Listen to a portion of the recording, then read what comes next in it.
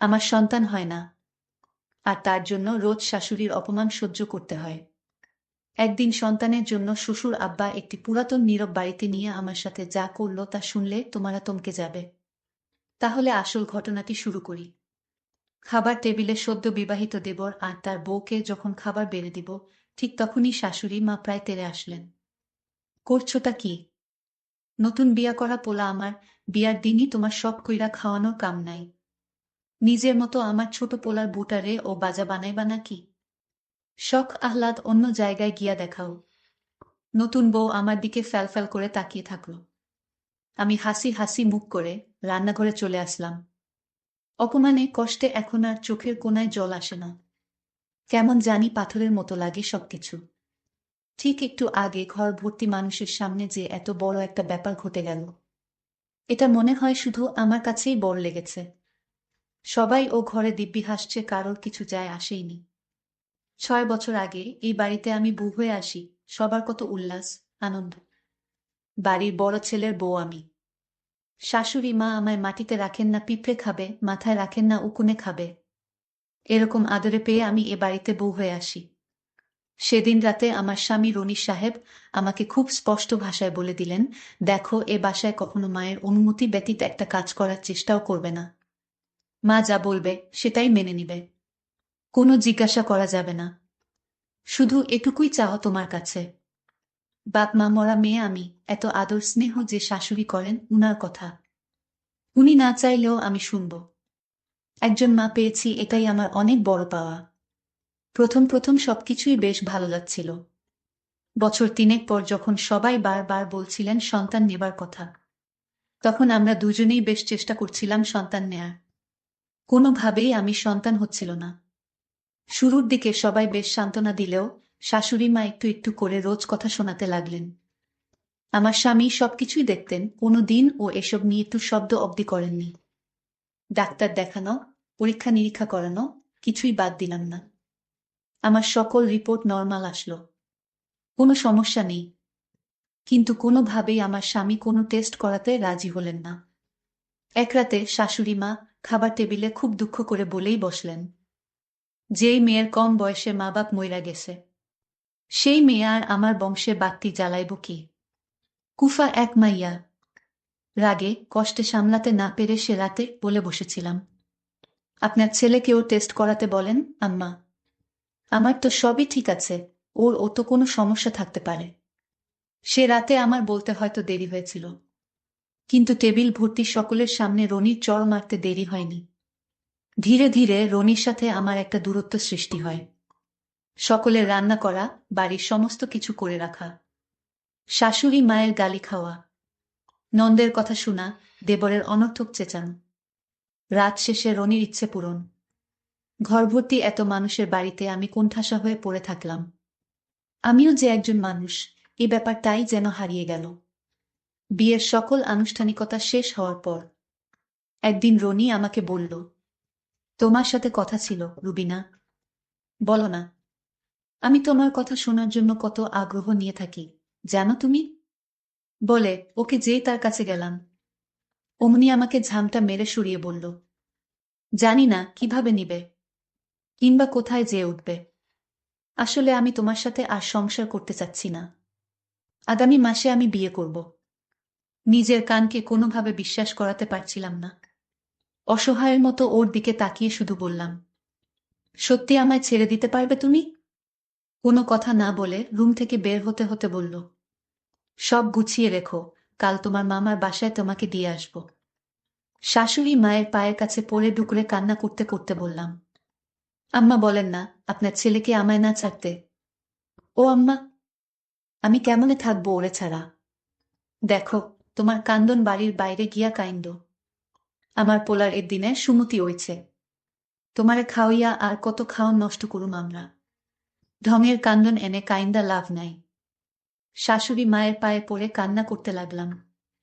কিন্তু শাশুড়ি মা আমার এমন কান্না দেখে বলল, ঠিক আছে, আমি তোমায় এ বাড়িতে রাখবো এবং আমার ছেলেও তোমাকে রাখবে। কিন্তু একটা শর্ত আছে। সেই শর্তে যদি তুমি রাজি থাকো, তাহলে আমি তোমাকে এ বাড়িতে রাখতে পারবো। মা, আমি জিজ্ঞাসা করালাম, মা, আমি আপনার সব শর্ত মেনে নিব? বলেন আপনার শর্তগুলো। তখন শাশুড়ি আম্মা বললেন, শোনো বৌমা, আমার স্বামী মানে তোমার শ্বশুর তোমায় যে কথাগুলো বলবে সেই কথাগুলো তোমার রাখতে হবে। তাহলেই তোমাকে এ বাড়িতে রাখা সম্ভব। আমি বললাম, মা, আমি শ্বশুর আব্বার সব কথা শুনতে এবং মানতে রাজি আছি। পরদিন শ্বশুর আব্বা তার রুমে আমায় ডাকলেন, বৌমা, আমি তোমায় কিছু কথা বলতে চাই। কি কথা আব্বা, বলেন। শোনো বৌমা, আমি তোমায় একটা জায়গায় নিয়ে যাব। সেখানে ভালো একজন ওঝা বা কবিরাজ আছে, সেখানে তোমারে নিয়ে গেলে ওই কবিরাজ ভালো চিকিৎসা করে অনেক মেয়ে ওই কবিরাজের কাছ থেকে ওষুধ খেয়ে সন্তান হয়েছে। এটা ছিল সুরের সম্পূর্ণ মিথ্যা কথা, এটা আমি কিছু বুঝতে পারি। কিন্তু সংসার বাঁচানোর জন্য তো আমার শ্বশুরের কথা শুনতেই হবে। আমি তখন শ্বশুর আব্বাকে বললাম, সমস্যা তো আমার না, আপনার ছেলের। তাহলে আমাকে চিকিৎসার কথা বলছেন কেন? তখন শ্বশুর আব্বা রাগান্বিত কণ্ঠে বলে, শোন মেয়ে, আমার কথা না মানলে তুমি এ বাড়িতে থাকতে পারবা না। যদি তুমি বাড়িতে থাকতে চাও তাহলে আমার কথা শুনতে হবে। আমি কোনো উপায় না পেয়ে শ্বশুরের কথায় রাজি হলাম, কারণ এখানে আমার কিছুই করার ছিল না। আমি বললাম, ঠিক আছে আব্বা, আপনি যা বলবেন তাই হবে। তখন পরের দিন শ্বশুর আব্বা আমাকে নিয়ে রওনা দিলেন সেই কবিরাজের কাছে। আসলে সেখানে কোনো কবিরাজ থাকে না। এটা একটা পুরাতন ইটের তৈরি ঘর, ওখানে আমার নিয়ে গেলেন। আমি বললাম, আব্বা, এখানে তো কেউ নেই, এটা তো পুরাতন একটা ভাঙা বাড়ি। এখানে তো কবিরাজ কোনো রোগী দেখি না আব্বা। তখন শ্বশুর আব্বা বললেন, বৌমা, তোমার মোবাইল দিয়ে একটা ফোন করো তোমার বরকে। আমি রনিকে কল দিলাম। রনি বলল, তুমি ফোন দিয়েছ কেন? আমি তখন বুক ভরা কষ্ট নিয়ে বলেছিলাম, আমি তোমাকে ফোন দেয়নি, আমাকে ফোন দেওয়ানো হয়েছে। কে দিতে বলেছে? তোমার বাবা, মানে আমার সুর। তখন বলল, দাও বাবার কাছে। বাবা, তুমি কেন ফোন দিয়েছ? শোন রনি, আমি তোকে ফোন দিয়েছি একটা বিশেষ কারণে। তুই তাড়াতাড়ি রমনমঙ্গল পুরাতন বাড়িতে আয়, একটু জরুরি কথা আছে। ঠিক আছে বাবা, আমি আসছি। তখন রনি বাবাকে জিজ্ঞাসা করল, কি কথা বাবা, বলো। শোন, আমার বৌমার ডাক্তারের সমস্ত রিপোর্ট ভালো, আমি নিজ চোখে দেখেছি। কিন্তু তুই পরীক্ষা করিসনি কেন? বাবা, তুমি আমাকে দোষারোপ করছো। হে, আমি তোকেই দোষারোপ করছি। বাবা, তুমি নিজের ছেলের প্রতি এমন অত্যাচার করতে পারো না। এটা অত্যাচারের কি হলো? আমি কিছুই তো বুঝলাম না। আমি সব বুঝতে পেরেছি। সমস্যা আসলে বৌমার না, সমস্যা তোর। আর তুই যদি পরীক্ষা না করিস তাহলে আমি এই পুরাতন বাড়িতে তোরে বেঁধে রেখে যাব। আচ্ছা বাবা, একটা বিষয় বুঝলাম না। এই কথাটা তুমি তো আমায় বাড়িতেই বলতে পারতে, এখানে কেন? শোনো, বাড়িতে যদি জানাজানি হয় তাহলে তো তোর মা তোর বৌমার কাছে চোট হয়ে যাবে। তাই এর সমাধানটা এই পুরাতন বাড়িতেই নির্বে করতে চাই। কারণ আমি স্পষ্ট জানি বৌমা নির্দোষ। বৌমার কোনো সমস্যা নেই। এই কথাটা বলতেই রনি তার বউকে এখানেই তালাক দিয়ে দিলেন। বৌমা কেঁদে কেঁদে বলল, আমি এখানেই আসছিলাম তোমার সাথে সমাধান করে ঘরে ফিরে যেতে এবং সারা জীবন তোমার সাথে থাকতে। তুমি আমাকে ছেড়ে দিলে। এইদিকে এই কথা শোনার পর আমার শ্বশুর স্ট্রোক করে এখানেই মারা গেল। তখন আমি আমার এক রাশ কষ্ট নিয়ে চলে গেলাম। 6 বছর পরের কথা। আমার ছেলে সুহানকে নিয়ে আমি আর আবির হাসপাতালে গেছি টিকা দিতে। ওহ, আবির আমার দ্বিতীয় স্বামী। সুহান আমাদের ছেলে। হাসপাতাল গেটের বাইরে এসে দাঁড়াতেই দেখি আমার প্রাক্তন স্বামী রনি সিএনজি খুঁজছেন। তার পাশে হুইল চেয়ারে বসা আমার প্রাক্তন শাশুড়ি আর রোগা পাতলা এক মেয়ে। মেয়েটি আমার প্রাক্তন স্বামীর বর্তমান স্ত্রী বোধ হয়। আমি আবিরকে নিয়ে একটু এগিয়ে যেয়ে আমার প্রাক্তন শাশুড়ির দিকে তাকিয়ে বললাম, চিনতে পেরেছেন কি না জানি না, আপনাকে এখন কি বলে সম্বোধন করব সেটাও আমার জানা নেই। এই যে সুহান, ও আমার ছেলে, 3 বছর বয়স। আর ও আবির, আমার স্বামী। আপনাকে দেখে কথা বলার আমার বিন্দুমাত্র ইচ্ছে ছিল না। শুধু এটুকু বলি, আমি বাজা নই। আপনাদের ধন্যবাদ সেদিন বের করে না দিলে আজ আমি সুহানের মা হতে পারতাম না। আমার প্রাক্তন শাশুড়ি কান্নায় ভেঙে পড়লেন।